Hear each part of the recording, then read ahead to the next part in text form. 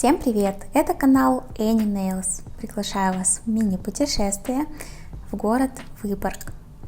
Туда я приехала из города Санкт-Петербург на «Ласточке». Путь составил 1 час 12 минут.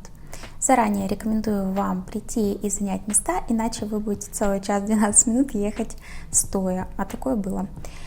И когда мы приезжаем в Выборг со станции железнодорожной, мы выходим и попадаем в город сразу, то есть можно уже легко дойти до каких-то достопримечательностей. Шла я по улице Вокзальной и встретила вот такое прекрасное здание на пересечении с улицей Маяковского. Далее, если чуть-чуть пройти, мы встретим сад скульптур. Оно находится на пересечении с Ленинградским шоссе.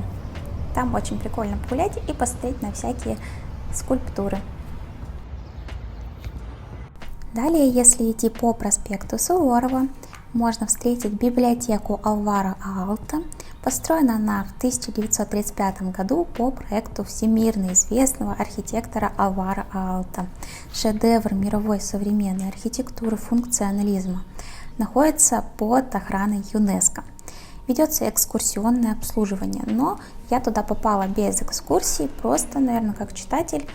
Пришла, посмотрела, походила без экскурсии. Было даже очень интересно понаблюдать, что ж там внутри. И внутри было очень красиво.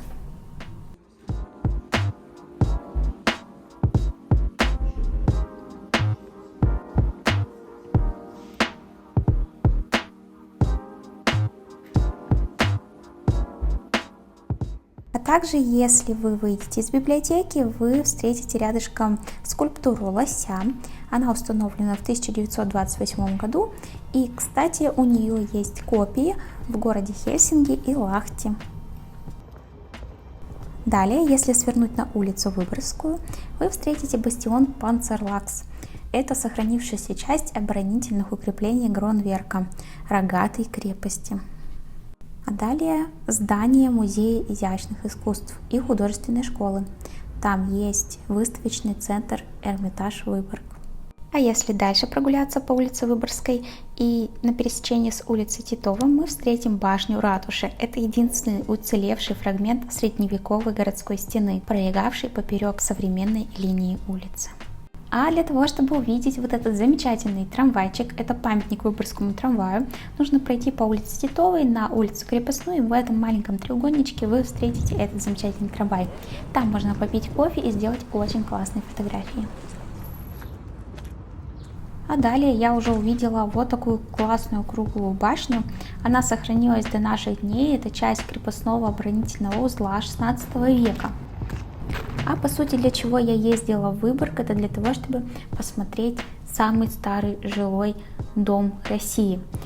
Очень было классно прикоснуться к камушкам неотесанным вот таким вот, потрогать эту старину, но единственное, там живут люди и, к сожалению, стоят пластиковые окна, а также тарелки. Если бы было сделано хотя бы под старину, какие-нибудь деревянные окна, наверное, бы выглядело это намного интереснее. А далее мы с вами можем увидеть дом купеческой гильдии. Он был частью средневековой купеческой усадьбы, сложен почти из необработанных валунов. Он считается одним из самых старых сохранившихся в Выборге зданий. Также вы сможете на территории России увидеть такое здание только в Выборге. Также на улице Крепостная вы встретите часовую башню. Это примерно конец 15 века. Колокольня Выборгского кафедрального собора, разрушенного во время Советско-финляндской войны. А вот как раз таки это и есть собор, и от него почти ничего не осталось. Рекомендую вам купить еще и крендель, это сладкий символ Выборга.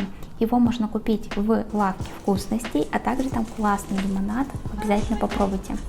А с набережной нам открывается вид на Выборгский замок. Это самая древняя и сохранившаяся в Выборге построек. И единственный в России полностью сохранившийся памятник западноевропейского средневекового и военного зодчества. И это примерно 13 век.